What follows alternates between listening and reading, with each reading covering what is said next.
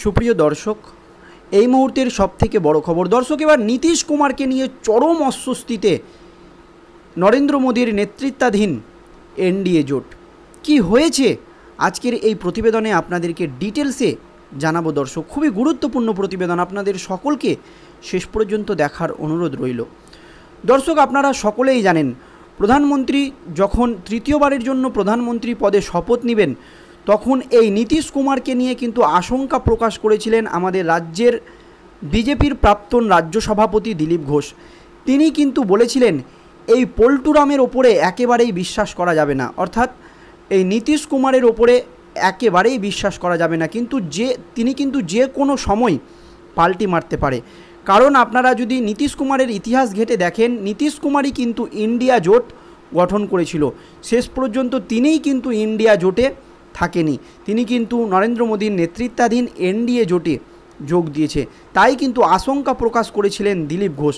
শেষমেশ হয়তো তার আশঙ্কাই সত্যি হতে চলেছে।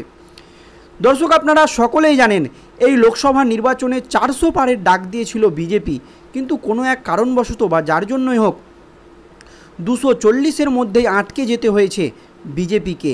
এই আবহে তাদের দুইজন শরিক দলের নেতা নীতিশ কুমার এবং চন্দ্রবাবু নাইডুর ওপরে ভর করেই তৃতীয়বারের জন্য প্রধানমন্ত্রী পদে শপথ নিয়েছেন নরেন্দ্র মোদী।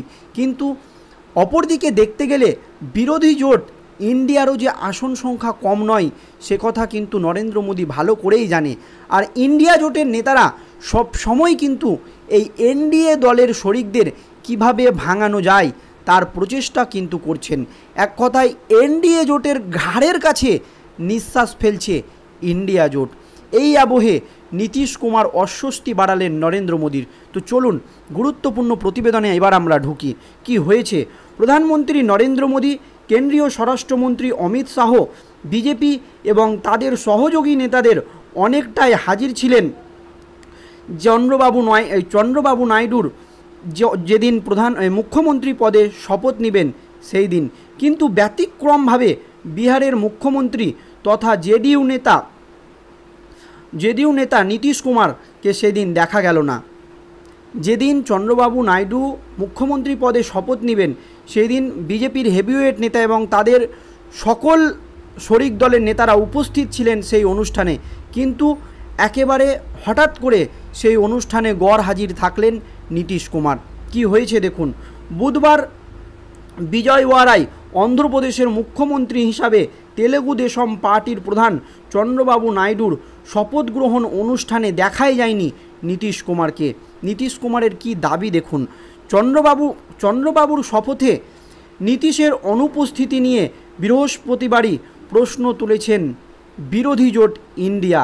তাদের ইঙ্গিত, মোদীর মন্ত্রিসভায় নীতিশের দলের দাবি বা নীতিশ যে মন্ত্রিত্বগুলোর দাবি করেছিলেন সেই প্রতিনিধিত্ব পায়নি বলেই চন্দ্রবাবুর শপথ এড়িয়ে গিয়েছেন নীতিশ কুমার।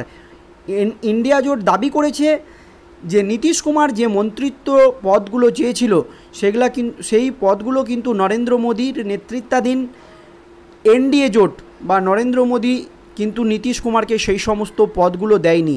সেই জন্যই ক্ষোভে এই নীতিশ কুমার চন্দ্রবাবু নাইডুর মুখ্যমন্ত্রী পদের যে শপথ গ্রহণ অনুষ্ঠান সেখানে কিন্তু উপস্থিত ছিল না।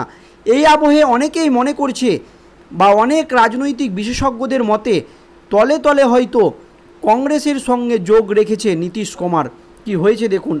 আরজেডি মুখপাত্র ইজাজ আহমেদ বৃহস্পতিবার বলেন, আমাদের নেতা তেজস্বী যাদব ভোটের আগেই এনডিএর অন্দরে মতবিরোধের পূর্বাভাস দিয়েছিলেন তিনি। ওদের শরিক সম্পর্কে যে টানাপোড়েন চলছে তা এখন স্পষ্ট। এনডিএ জোটের শরিকদের যে টানাপোড়েন চলছে শরিকদেরকে নিয়ে, এই চন্দ্রবাবু নাইডুর মুখ্যমন্ত্রী পদে শপথ নেওয়ার যে সভা, সেখান থেকে কিন্তু তা স্পষ্ট হয়ে গেল দর্শক। এই আবহে সূত্রের খবর, নীতিশ এবার তার দলের জন্য মোদী সরকারের কাছে রেলমন্ত্রীর পদ চেয়েছিলেন। সূত্র মারফত জানা যাচ্ছে, যখন মন্ত্রিসভার বৈঠক বসে কাকে কোন মন্ত্রিত্ব পদ দেওয়া হবে, সেই সময় নীতিশ কুমার প্রধানমন্ত্রী নরেন্দ্র মোদীর কাছে রেলমন্ত্রীর দাবি জানিয়েছিলেন। কিন্তু মোদীর মন্ত্রিসভায় জেডিইউ এর একমাত্র পুরনো মন্ত্রী রাজীব রঞ্জন ওরফে লল্লল সিং পেয়েছেন অপেক্ষাকৃত কম গুরুত্বপূর্ণ পঞ্চায়েতি রাজ এবং মৎস্য ও পশুপালন মন্ত্রক। যে মন্ত্রিত্বগুলোর মানে সেই রকম গুরুত্ব নেই, সেই রকম মন্ত্রিত্ব পদই কিন্তু এই জেডিইউ নেতাকে দেওয়া হয়েছে, অর্থাৎ নীতিশ কুমারদেরকে দেওয়া হয়েছে। রেল মন্ত্রক কিন্তু তাকে দেওয়া হয়নি। আর একমাত্র প্রতিমন্ত্রী রামনাথ ঠাকুরের বরাতেই কৃষি ও কৃষক কল্যাণ, আর তাদেরকে দুটো মন্ত্রী দেওয়া হয়েছে, একটা পুরনো মন্ত্রী এবং আরও একটি হচ্ছে প্রতিমন্ত্রী। কিন্তু রেলমন্ত্রীর পদ যে দাবি রেখেছিল নীতিশ কুমার, সেই দাবি কিন্তু মেনে নেয়নি নরেন্দ্র মোদী। এই পরিস্থিতিতে বিজেপি নেতৃত্বের ওপর চাপ বাড়াতেই নীতিশ কুমার বুধবার বিজয়ওয়াড়ার যে সভা বা মুখ্যমন্ত্রী পদে শপথ নেওয়ার যে অনুষ্ঠান, সেই অনুষ্ঠানে কিন্তু গড়হাজির ছিলেন বলে রাজনৈতিক পর্যবেক্ষকদের একাংশের ধারণা। এই যে তার যে চাহিদা, সেই চাহিদা কিন্তু পূরণ করেননি নরেন্দ্র মোদী। আর সেই জন্যই প্রধানমন্ত্রী নরেন্দ্র মোদীকে চাপে রাখতে, এক কথায় বলতে গেলে এনডিএ জোটকে চাপে রাখতে কিন্তু এই নীতিশ কুমার চন্দ্রবাবু নাইডুর মুখ্যমন্ত্রী পদে শপথ নেওয়ার সেই মন্ত্রিসভায় উপস্থিত থাকেনি। বিহারের কংগ্রেস মুখপাত্র জ্ঞানরঞ্জন বৃহস্পতিবার বলেন, কেন্দ্রীয় মন্ত্রিসভায় পদ বন্টন নিয়ে অসন্তোষের কারণেই অন্ধ্রপ্রদেশে গিয়ে মোদির মুখোমুখি হয়নি নীতিশ কুমার। দেখুন দর্শক, এর আগেও কেন্দ্রীয় মন্ত্রিসভায় পদ বন্টন নিয়ে কিন্তু যে অসন্তোষ সেটা কিন্তু সামনে এসেছিল।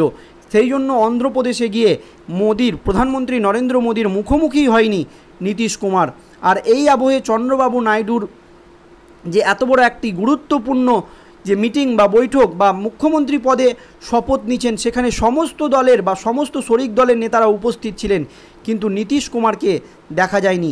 এখানেই কিন্তু অনেকেই প্রশ্ন তুলছে, তাহলে কি নীতিশ কুমার তলে তলে কংগ্রেসের সঙ্গে যোগ রেখে চলেছেন? এবং আপনারা সকলেই জানেন, এই দেশের রাজনীতিতে নীতিশ কুমারের কিন্তু কোনো গ্যারেন্টি নেই, যে কোনো সময় তিনি কিন্তু পাল্টি মারতে পারে। আর সেই জন্যই তাকে দিলীপ ঘোষ বলেছিল পল্টুরাম। আর এই আবহে এই নীতিশকে নিয়ে এখন প্রবল চিন্তায় রয়েছেন আমাদের দেশের প্রধানমন্ত্রী, অর্থাৎ প্রধানমন্ত্রী নরেন্দ্র মোদী এবং কেন্দ্রীয় স্বরাষ্ট্রমন্ত্রী অমিত শাহ। এখন কিভাবে এই নীতিশ কুমারের মান ভাঙানো যায় সেটাই দেখার। আর এই আবহে চন্দ্রবাবু নাইডু, নীতিশ কুমার এবং বিজেপি তিনজনই কিন্তু লোকসভার স্পিকার পদ ছাড়তে নারাজ। এখনও স্পিকার পদ নিয়ে কোনো চূড়ান্ত সিদ্ধান্ত হয়নি, তবে শেষ পর্যন্ত কে এই স্পিকার পদ পায় সেটাই দেখার বাকি। ধন্যবাদ দর্শক।